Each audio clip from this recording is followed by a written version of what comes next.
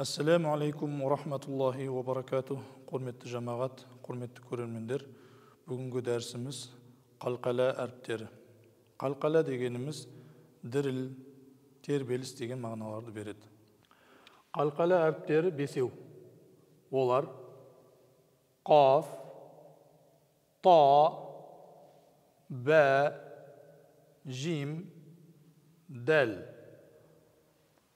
Оны тәжвид тілімен айтқанда, мынау қосып оқимыз. Қоту бұжәд, қоту бұжәд деп оқиды екенбіз. Осы бес әріп қалқала әріптеріне жатады.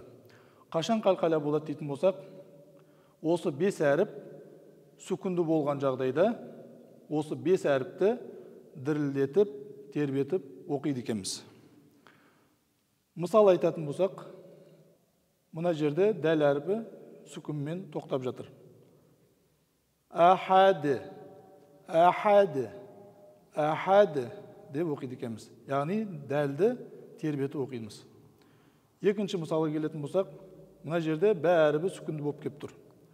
Хасибі тұм деп бә әріпін тербетіп, дірілдетіп оқиды екенбіз. Хасибі тұм. Үшінші мысалға келетін болсақ, бұл жерде де қаф әріпі сүкінді болып тұр.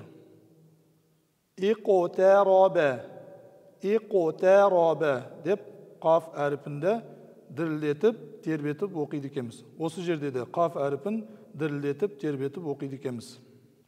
Мына жерде тағы да қалқала әріптеріне түсініктеме беріп кететін болсақ, қызылмен белгілеген әріптеріміз бұлар қаф, та әріптері жуан әріптерге жатады.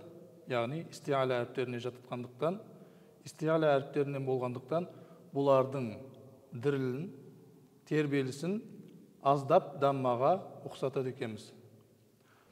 Ал мына үш әріп, бә, жим, дәл әріптері жіңішке истифала әріптеріне жатқандықтан, бұлардың дірілін, тербелісін аздап кәсіраға жақын етіп оқиды екенбіз. Құрметті жамағат, бүгінгі дәрісіміз осымен аяқталды. Келесі дәрісімізде көріскенше. Ассаламу алейкум ва рахматуллахи ва баракатух.